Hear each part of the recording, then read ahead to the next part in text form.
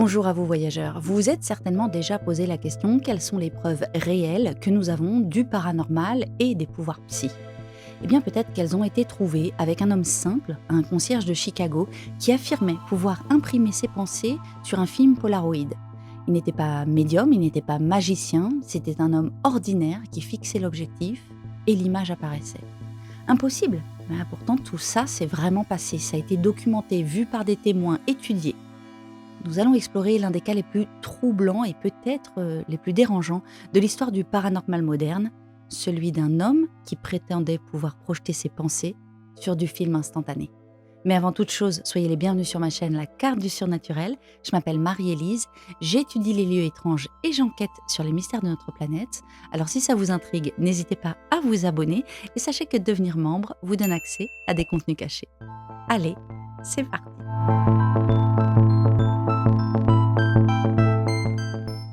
Aujourd'hui, je vous convie à une intrusion douce mais troublante dans les limbes de l'image et de l'esprit. L'homme que nous allons suivre semble tenir entre ses mains la possibilité d'un passage invisible, non pas vers un lieu, mais vers un phénomène, la capacité de donner forme à l'invisible. Cet homme, ce concierge de Chicago, se nomme Ted Serios. Dans les années 1960, il affirme pouvoir imprimer une image sur un film instantané, non pas à l'aide d'un appareil ordinaire, mais par la seule force de sa pensée, ou du moins d'un dispositif étrange qu'il appelle le gizmo, sous la supervision du psychiatre et chercheur en phénomènes psy, Jules Eisenbud. Des centaines de clichés sont réalisés, et pour certains, complètement inexplicables. Ted Serios naît en 1918 à Kansas City sous le nom de Theodore Jude Serios. On ne sait presque rien de sa jeunesse, sinon qu'il quitte l'école très tôt, qu'il ne reçoit qu'une éducation minimale et qu'il vit une existence chaotique. Il sert dans l'armée américaine pendant la guerre du Vietnam, un épisode dont il revient affaibli, handicapé, marqué par de graves problèmes de santé et des hospitalisations répétées. Au début des années 50, on le retrouve groom au prestigieux Chicago Conrad Hilton Hotel. C'est là qu'il rencontre George Johannes, un collègue passionné d'hypnose. Ensemble, ils mènent des séances étranges. Johannes hypnotise Ted pour tenter de localiser des trésors engloutis. Ted affirme que c'est au cours de ces transes qu'il découvre quelque chose d'inattendu, la capacité de projeter mentalement des images sur un film Polaroid. J'ai vu dans plusieurs sources aussi qu'il aurait eu une EMI, en fait, une expérience de mort imminente. Mais j'ai pas réussi à trouver des informations claires à ce propos. C'était peut-être lié à son expérience lors de la guerre du Vietnam. Cependant, il faut noter que c'est un élément récurrent dans ce qu'on appelle les sujets psy. Car beaucoup de personnes étudiées en parapsychologie rapportent un choc fondateur, foudre, coma, accident grave, opération lourde. Jean-Pierre Girard, un Français qui pratique notamment la psychokinèse, en est un exemple. Il a été frappé par la foudre dans sa jeunesse, un épisode qu'il mentionne comme un moment charnière dans le déploiement de son don. Alors c'est l'idée qu'un choc, un traumatisme ou une rupture de l'état de conscience pourrait ouvrir la porte à quelque chose. La soviétique Nina Kulagina, par exemple, fameuse psychokinésiste soviétique qui a été étudiée dans les années 60-70, a grandi dans les traumatismes de la guerre et dans un système nerveux mis à vif. Ingo Swann, le pionnier du remote viewing, a connu de longues hospitalisations et des états dissociatifs dès l'enfance. Alex Tanous, médium étudié par la SPR, la Society for Psychological Research, rapporte une mort clinique à 12 ans avec une sortie hors du corps. Et même Edgar Cayce, le prophète dormant, a vu ses capacités émerger après une crise fébrile suivie d'un état dissociatif extrême. À 23 ans, après une infection qui lui avait provoqué une aphonie soudaine, il entre en transe hypnotique par accident, retrouve sa voix, puis développe ses capacités de lecture psychique. Il faut aussi préciser que Ted Serios est dans un contexte historique particulier. Nous sommes dans une Amérique en pleine hypnose technologique. Au début des années 60, le pays vit une véritable révolution de l'image. Le Polaroid vient d'imposer au grand public une idée presque magique, celle de l'instantanéité, de la matérialisation immédiate du réel. Un clic, quelques secondes, et l'image apparaît comme par enchantement. Dans les magasins, dans les foyers, dans les laboratoires amateurs, la photographie instantanée devient un véritable symbole, celui d'un monde où même la technique semble soudain capable de produire du merveilleux. Cette fascination collective n'est pas isolée. Les mêmes années voient émerger un boom culturel pour tout ce qui touche au paranormal. Les kiosques américains regorgent de magazines populaires comme Fate, Mysteries of the Unexplained ou encore Psychic Magazine qui consacrent littéralement des articles au pouvoir psychique, aux médiums, aux apparitions et aux nouvelles recherches dites des recherches frontières. La parapsychologie entre à la télévision, la Duke University publie déjà des travaux sur l'ESP, la perception extrasensorielle, le docteur Rhine fait des apparitions médiatiques et les dossiers sur les pouvoirs de l'esprit circulent autant dans les talk-shows que dans les journaux du dimanche. Nous sommes aussi dans une période où la course à l'espace prend une allure presque mystique. L'idée que l'humain pourrait dépasser ses limites, explorer l'invisible ou communiquer autrement n'est plus réservée au cercle ésotérique, mais cela devient un sujet grand public. Ted Serios, lui, réalise ses premières expériences lors de soirées entre amis où il amusait la galerie en prétendant faire apparaître des images sur un Polaroid lancé au hasard. Au milieu des rires, des bières et des photos passées de main en main, il affirmait pouvoir laisser une trace sur le film rien qu'en se concentrant. C'était des soirées improvisées où, selon les témoins, il pouvait noircir un film ou y imprimer une forme vague sans même toucher à l'appareil. Et puis partout aux États-Unis, les séances psy attirent des universitaires, des ingénieurs et des militaires. L'Air Force finance discrètement des programmes d'études. La CIA commencera d'ailleurs à s'y intéresser officiellement quelques années plus tard dans ce qui deviendra le Stargate Project. Alors dans ce climat particulier, l'apparition d'un homme comme Ted Serios ne pouvait qu'attirer l'attention. Un simple concierge de Chicago prétendant projeter ses images mentales sur du film Polaroid. L'idée paraît folle aujourd'hui, mais dans cette Amérique de l'époque, fascinée par l'occulte autant que par l'innovation profondément marquée par la guerre froide et par la croyance que la technologie pouvait tout transformer, un tel phénomène ne semblait pas complètement impossible. Ted Serios arrive au moment parfait. C'est un homme qui fait le pont entre science, croyance et spectacle, à une époque où l'Amérique ne demandait qu'à être surprise. C'est alors que Jules Eisenbud, psychiatre réputé, entre en scène. Formé à Columbia, praticien dès 1938 et depuis 1950 installé à Denver, il s'intéresse aux frontières de l'esprit humain. Il a entendu parler de Ted Serios et de ses photographies instantanées étranges. Il décide de mener l'expérience. Je vous interromps une petite minute. Si le sujet vous plaît, n'hésitez pas à nous soutenir. Vous doutez bien que les vidéos, les recherches sur l'étrange, le paranormal ne sont pas faciles à faire connaître. Si vous faites partie des 500 premières vues sur cette vidéo, vous pouvez vraiment nous aider à faire la différence, car c'est ces 500 premières vues sur lesquelles l'algorithme YouTube se base pour aller recommander un peu plus loin notre vidéo à d'autres spectateurs. Donc n'hésitez pas à mettre un pouce, nous mettre des commentaires. En plus, j'adore vous répondre. Booster la vidéo, c'est une option qui n'est disponible que sur le téléphone portable. Lorsque vous mettez le pouce, il apparaît boosté et vous pouvez booster jusqu'à 3 fois par semaine. Merci à tous ceux qui se sont déjà abonnés. Merci à tous ceux qui nous soutiennent au quotidien et bienvenue à ceux qui nous découvrent à travers cette vidéo. Je vous laisse continuer. Né le 20 novembre 1908 à Brooklyn, New York, Eisenbud est médecin, psychiatre et psychanalyste. Il est diplômé de Columbia College, puis à la Columbia University en 1934 et il devient un docteur en médecine en 1939. Et grâce à lui, l'affaire Ted Serios prend une autre dimension. Elle devient en quelque sorte un laboratoire du surnaturel installé dans un cadre académique, filmé, observé, archivé. Le concierge de Chicago laisse place à un sujet de recherche et le docteur deviendra l'un des pionniers de la parapsychologie aux États-Unis en s'intéressant notamment à la perception extrasensorielle qu'on appelle ESP et aux phénomènes psychiques. C'est en 1960 qu'il prend contact avec Ted Serios, intrigué par ses photographs, un terme que l'on pourrait traduire par photo-pensée.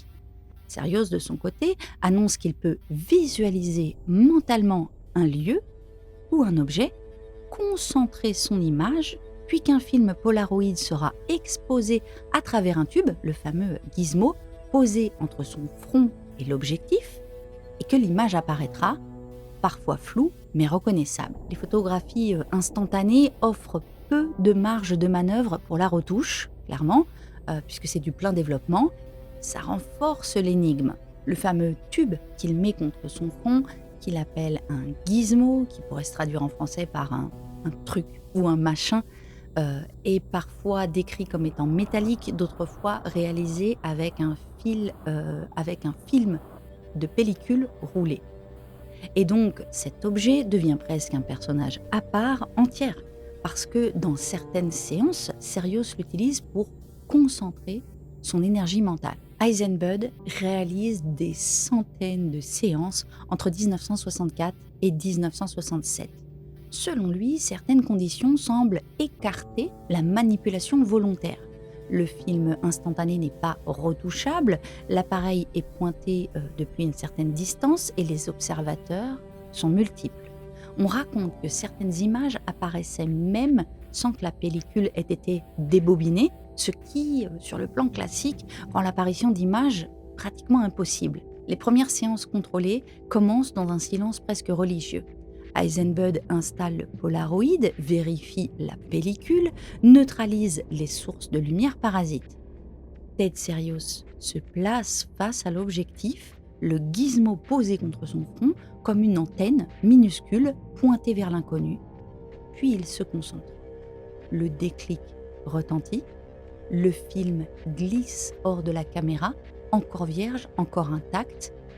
On pose sur la table et on attend. Au début, il n'y a rien. Puis lentement, une zone grise se densifie. Le film noircit par endroits, comme si une ombre avait traversé la matière. Et une image finit par apparaître. Floue, instable, déformée, presque réticente à se laisser lier. Ce n'est pas spectaculaire, c'est pas toujours un paysage reconnaissable, mais surtout c'est inexplicable. Séance après séance, un motif se répète. Des formes sombres, des silhouettes imprécises, des fragments d'architecture, comme si des souvenirs avaient été mal imprimés sur la rétine. Rien n'est parfaitement formé, mais quelque chose est passé. Dans le laboratoire, l'atmosphère change. Une tension s'installe. Une demi-seconde avant que les images n'émergent, tout le monde retient son souffle. On se dit alors que l'épaisseur entre le possible et l'impossible vient de perdre un micromètre. Parce qu'en fait, c'est le moment où l'ordinaire bascule. Un tube de métal, un Polaroid posé sur un trépied, et pourtant, l'impression soudaine que peut-être on vient d'assister à un phénomène qui défie la logique. Et le plus dingue dans tout ça, c'est que Ted Serios n'était pas le premier à tenter d'imprimer l'esprit sur la matière. Le magazine The Guardian le confirme dans un article. Dès 1910, au Japon, un professeur de psychologie de l'université de Tokyo, qui s'appelle Tomokoshi Fukurai, mène des expériences publiques avec Mifune Shizuko, une médium présumée. Il s'intéresse à ce qu'il appelle le nensha, la psychographie, une autre façon de dire la photopensée, exactement ce que Serios donc appellera plus tard photographie. La collaboration entre Fukurai et Shizuko tourne malheureusement au désastre. Les manifestations sont jugées peu concluantes. Shizuko est accusée de fraude, Fukurai de naïveté. Et malheureusement, et terriblement, la médium finit par mettre fin à ses jours. Fukurai est contraint de démissionner. Et cette affaire marquera durablement l'imaginaire japonais au point d'inspirer plus tard la saga horrifique The Ring, Ringo, que vous connaissez certainement. Malgré le scandale, Fukurai poursuit ses recherches dans l'ombre et publie finalement ses travaux en anglais en 1931 sous le titre Spirit and the Mysterious World, l'esprit et le monde mystérieux. 50 ans plus tard, l'histoire semble recommencer avec Ted Serios. Des images floues, un chercheur persuadé d'être face à quelque chose de rare, et la frontière toujours trouble entre science, mystère et illusion. Avec les fameux shots miracles, les miracle shots, tout bascule. Parmi des centaines de clichés produits au fur et à mesure des séances, 3 images vont fissurer la frontière entre illusion et phénomène. 3 accidents visuels appelés les miracle shots, les shots miracles, que même les plus sceptiques ont du mal à classer.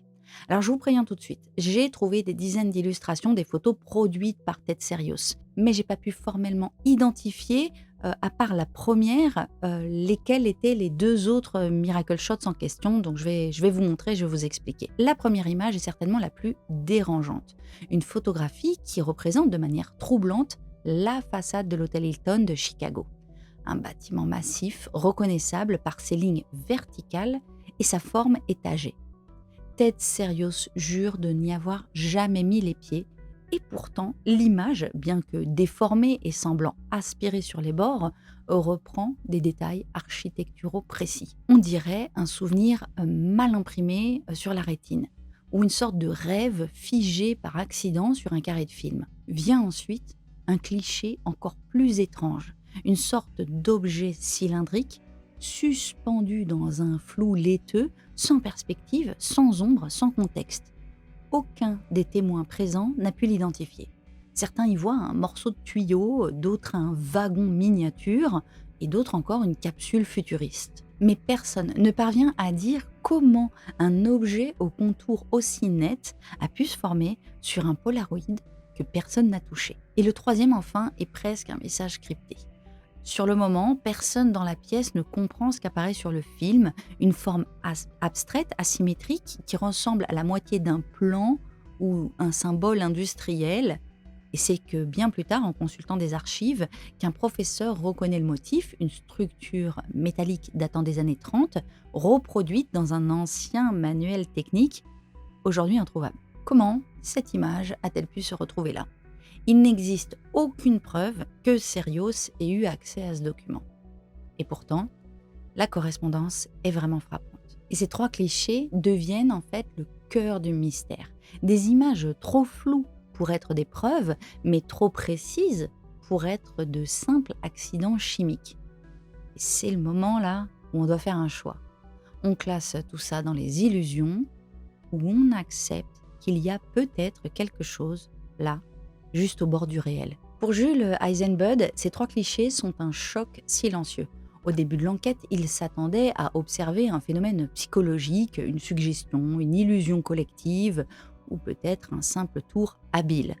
Mais face aux miracle shots, quelque chose se fissure dans sa posture de scientifique aguerri. Il examine chaque image avec une minutie presque obsessionnelle.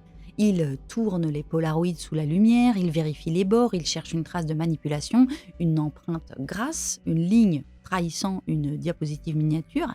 Rien. Il mesure, il compare, il confronte. Il note surtout ce que chaque observateur ressentait dans la pièce. Cette sensation qu'une tension électrique imperceptible traversait Ted quelques secondes avant l'apparition de l'image, comme si toute la scène se contractait autour de lui.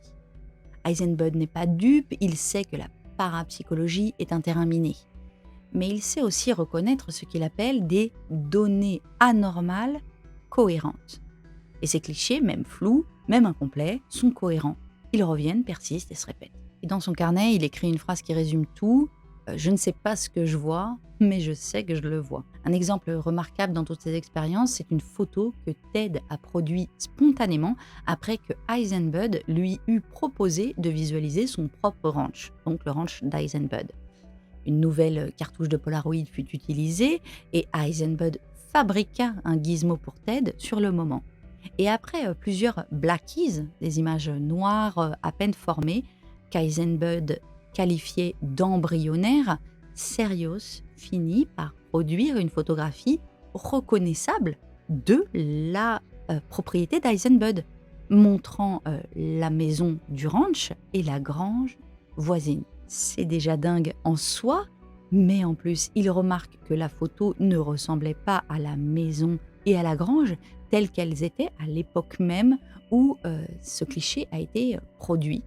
L'image correspondait davantage à l'apparence du ranch qu'Eisenbud avait connu à une époque bien antérieure, avant que Ted n'ait jamais pu le voir, et certaines parties de la grange étaient représentées dans un état qui n'avait jamais existé dans la réalité. Je vous laisse tout ça en illustration et forcément, ça laisse vraiment perplexe. L'atmosphère dans le laboratoire de Denver n'est plus du tout la même. Lors des premières séances, l'ambiance était presque détendue, il y avait un petit groupe de chercheurs curieux, il y avait des assistants qui notaient mécaniquement les paramètres et Ted Serios qui faisait des tentatives entre deux blagues et deux gorgées d'alcool. Mais au fur et à mesure, tout change. Les témoins se tiennent différemment, on parle moins, les mouvements deviennent mesurés, presque cérémoniels. On a l'impression que chaque séance pourrait être la bonne, celle qui fera basculer l'expérience dans l'histoire. Eisenbud faisait donc ses expériences à Denver et il le faisait dans un contexte semi-académique. Il faisait venir en fait plusieurs personnes pour ne pas être accusé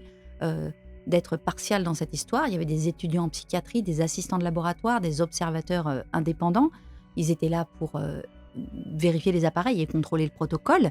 Ils s'assurent aussi que Ted n'a pas accès au film ou au dos de la caméra. Eisenbud, conscient que son cas risquait d'être taxé de naïveté, a aussi invité des photographes, des spécialistes de Polaroid, des techniciens familiarisés avec les films instantanés. Et certains d'entre eux, sceptiques, venaient justement pour détecter la fraude éventuelle. La présence de tous ces témoins est documentée en fait dans les archives de Denver et dans le fameux livre The World of Ted Serios, le monde de Ted Serios. Et quand Ted se concentre, on entend presque la pièce se resserrer. Les respirations se synchronisent. Certains chercheurs notent même des sensations physiques, des picotements dans les doigts, une chaleur diffuse ou une chute de pression atmosphérique ressentie comme une lourdeur derrière les yeux. Plus personne ne regarde Ted comme un simple amuseur public. Même ses gestes maladroits semblent soudain habités d'une intention. Eisenbud lui-même adopte une attitude presque rituelle. Il vérifie 3 fois la chambre de film, scelle les boîtes, replace les témoins, note l'heure avec un soin maniaque. Il parle presque plus durant les séances, comme s'il craignait de perturber une mécanique invisible. Dans le labo, on a cessé d'étudier un homme, on étudie un phénomène. Et un phénomène, même incertain, même flou, impose le silence. Et plus les séances avancent, plus une autre réalité se dessine. Si certains clichés semblent inexplicablement précis, la majorité sont noirs, flous ou totalement illisibles. Le ratio succès et raté est écrasant. Pour un cliché troublant, des dizaines ne montrent rien de plus qu'une tache sombre, une zone surexposée ou un simple accident chimique. Puis il y a Ted en lui-même. Car l'homme qui se tient devant l'objectif, c'est pas un médium éthéré ou un yogi en méditation. Lors de nombreuses séances, Ted Serios arrive alcoolisé et parfois profondément. Il l'admet lui-même, il boit pour se détendre, pour débloquer sa vision et pour favoriser l'état. L'alcool est son déclencheur et sa faille. Au fil des heures, Ted bascule dans une sorte de transe frénétique. Il transpire abondamment, il s'agite, il secoue la tête comme pour chasser des images coincées derrière ses yeux. Il lui arrive d'hurler, de gémir, de frapper le sol avec la paume de sa main ou son front lorsque la photo refuse de venir. Et parfois il se met à pleurer, épuisé, incapable d'expliquer ce qu'il ressent. Eisenbud note dans son journal des épisodes où Ted semble littéralement vaciller, comme pris entre deux états de conscience, pas tout à fait lucide et pas tout à fait absent. C'est un phénomène qui n'obéit à aucune logique, un homme qui n'obéit à aucun contrôle. Et ça me fait penser, moi, à Tetsuo dans Akira, vous savez, ce manga culte de Katsuhiro Otomo qui a été adapté en long métrage en 1988. Akira explore l'idée d'un pouvoir psychique qui surgit dans un corps instable, traversé de crises, de tremblements, d'accès de rage ou de douleur. Un pouvoir qui n'émerge pas dans la paix finalement, mais dans une sorte d'état de tension. Et le parallèle est frappant avec Ted Serios, parce que ces prétendus photographes ne se produisent jamais lorsqu'il est calme. mais souvent au cœur de transes chaotiques d'agitation, d'excès d'émotion. Quoi qu'il en soit, un doute s'installe, à la fois sur le phénomène et sur celui qui le produit. Et à cette époque, un phénomène qui commence à faire parler attire toujours quelqu'un. Dans les années 60, lorsqu'une affaire de paranormal gagne en popularité, il existe un homme qui finit toujours par frapper à la porte, James Randi.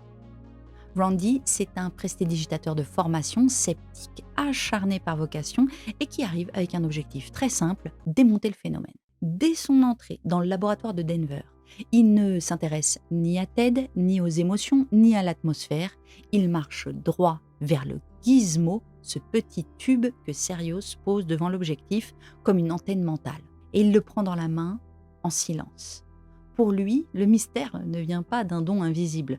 Le mystère viendrait de ce petit cylindre. Randi le soupçonne d'abriter une micro-diapositive, une image minuscule qu'un simple système optique pourrait projeter furtivement sur le film Polaroid, un truc de magicien de poche très difficile à détecter sans matériel spécialisé.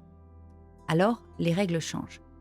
Les séances sont hautement surveillées, les appareils sont contrôlés et le protocole est encore durci. Le gizmo est inspecté à chaque séance, parfois remplacé par un tube transparent et parfois retiré entièrement. Alors il est à préciser que et si effectivement techniquement la possibilité qu'il y ait une mini diapositive dans le gizmo puisse faire une lumière en fait, une projection sur le Polaroid, les images produites qui notamment ont des défauts par rapport à la réalité semblent avoir été difficilement falsifiables rien qu'à l'origine. Comment faire cette diapositive truquée, ça reste une vraie question à une époque où il n'y avait pas des logiciels comme Photoshop et par exemple pour le ranch d'Eisenbud lui-même, ni même de drone pour aller prendre une photo en hauteur où il aurait fallu qu'il prenne un hélicoptère pour aller voir cette demeure en fait vue de haut. Mais c'est une véritable fracture que l'arrivée de Randi aussi, puisque le laboratoire n'est plus un lieu d'étude, mais une scène d'affrontement entre technique et méthode, entre un homme instable et ceux qui veulent le prendre en défaut. Ted Serios, quant à lui, commence à perdre pied. Parfois cela réussit encore, mais ça devient extrêmement sporadique. Selon Terence Heinz, je cite, Serios utilisait ce qu'il appelait un gizmo, un tube en papier placé contre l'objectif de l'appareil photo.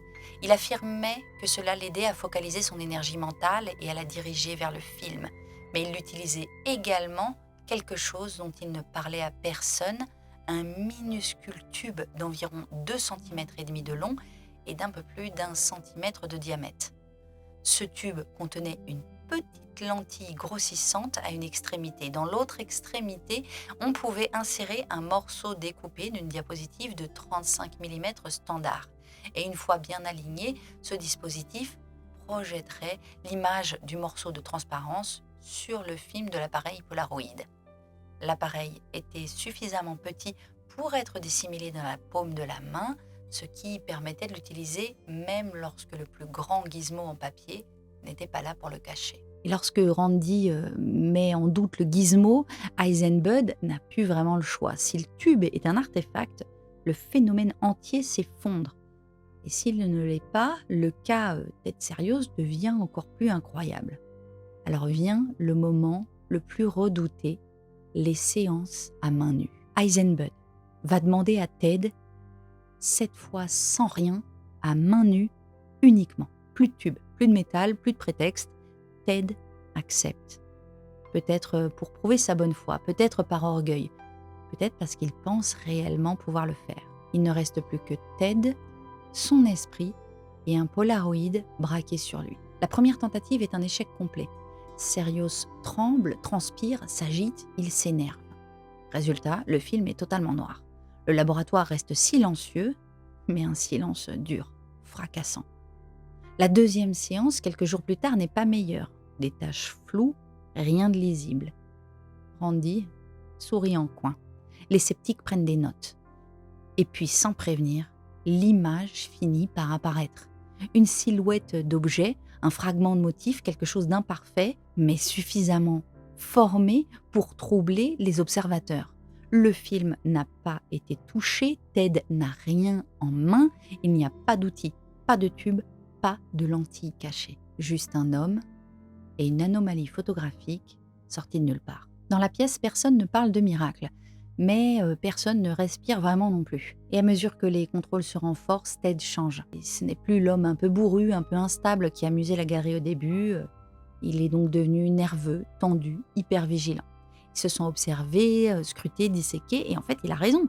Chaque geste est analysé, chaque soupir, chaque hésitation. Et pour lui, chaque séance est désormais un jugement. Réussir pour prouver son authenticité, échouer et passer pour un tricheur. Eisenbud note les épisodes où Ted semble complètement dépassé par la pression.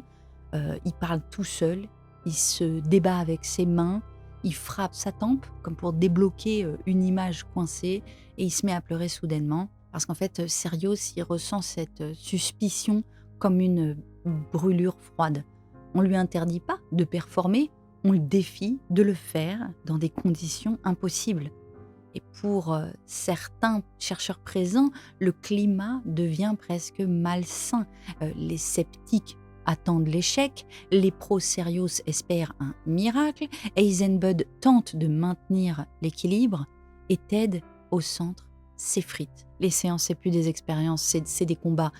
Son visage change, il dit voir des choses qu'il ne comprend pas. Eisenbud note une dérive psychique, comme dans un univers de Cronenberg qui met en scène des individus dont le corps et l'esprit sont altérés par des forces invisibles. Télépathie violente chez les scanners, hallucinations technologiques dans Vidéodrome. Cronenberg, il a cette manière unique de filmer des états modifiés de conscience, ce moment où l'esprit déborde et se matérialise malgré lui. Ted Serios semble vivre ces séances comme des explosions internes, comme si ces images, ce n'étaient pas des pouvoirs, mais des débordements. Et cet épuisement psychologique, ce sentiment d'être constamment sommé de prouver encore et encore, n'a rien d'étrange. Il est profondément humain. C'est peut-être d'ailleurs ce qu'a poussé la médium japonaise Shizuko à en finir, brisée par les accusations de fraude, incapable de supporter une pression qui dépasse l'entendement. Et c'est aussi un motif que moi j'ai retrouvé au fil de mes propres recherches avec d'autres sujets psy, d'autres personnes confrontées au scepticisme permanent. Jean-Pierre Girard, dont je vous ai parlé et que j'ai eu l'occasion de rencontrer, l'a formulé d'une manière qui m'a vraiment saisie. Lors d'une interview, il a dit « Je n'aurai jamais assez d'une vie pour convaincre chaque personne, une par une, en leur faisant démonstration de la psychokinésie. » Et vous pouvez me dire que je me suis fait berner si vous le souhaitez, c'est votre droit, mais moi je fais partie des milliers de personnes devant lesquelles il a tordu une barre de métal à 1 mètre de moi lors d'une rencontre privée. Je l'ai vu de mes yeux. Et c'est exactement cela qu'un phénomène dit paranormal suscite. L'obligation permanente de prouver, le soupçon immédiat, l'exaspération et parfois même la défiance, surtout quand ça marche. Alors oui, moi je comprends profondément ce que Ted Serios a pu ressentir enfermé dans ce laboratoire où chaque souffle, chaque tremblement, chaque échec devenait une accusation. En fait, on ne mesure pas à quel point le doute peut devenir violent. Et puis, sans que ça soit forcément corrélé, selon Eisenbud, Ted Serios présente une pathologie comportementale marquée par de nombreux troubles du caractère. Il ne respecte ni les lois ni les usages de notre société. Il ignore les règles élémentaires de sociabilité et en fait, il a été arrêté à de nombreuses reprises. Sa personnalité psychopathe et sociopathe se manifeste de bien d'autres manières encore. Il ne montre aucun contrôle de lui-même et il peut se mettre à sangloter, hurler ou même se frapper la tête lorsque les choses ne se passent pas comme il le souhaite. Mais comment lui reprocher de se désagréger sous la pression? Comment ignorer que faire face quotidiennement à la suspicion, au doute, à la surveillance permanente peut pousser n'importe qui vers la rupture?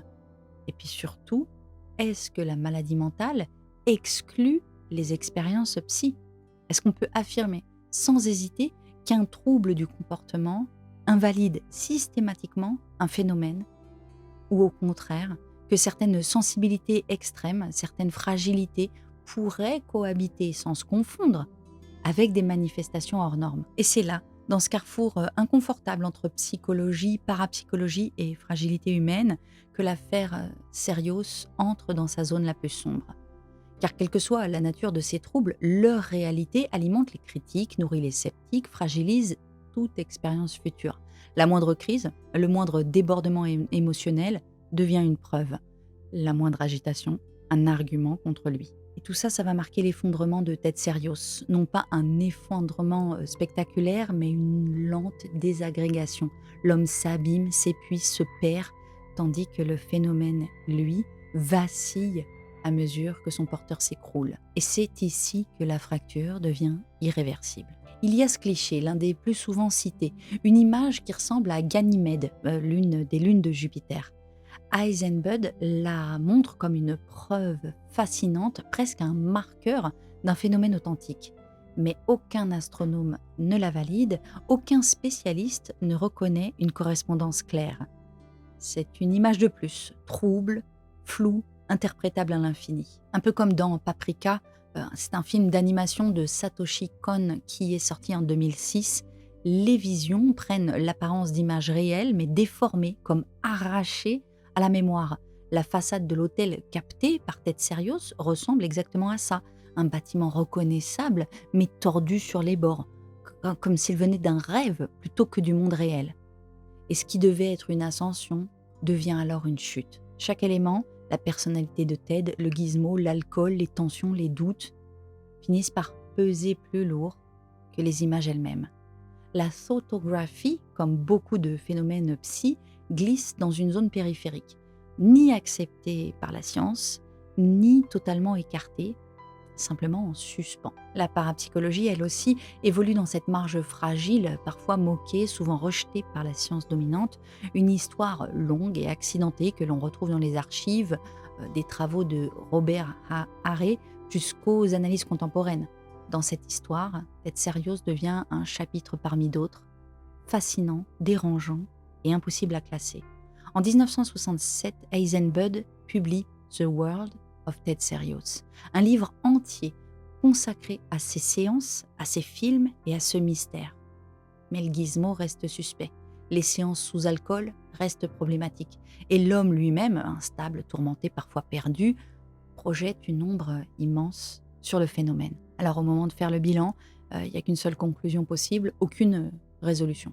Il reste des clichés énigmatiques, il reste des séances entièrement contrôlées où quelque chose apparaît sans mécanisme évident, sans trucage détecté. Et il reste à côté des ratés, des zones d'ombre, des incohérences, une multitude d'arguments sceptiques, micro-diapositives, projections furtives, illusions d'optique, instabilité psychologique.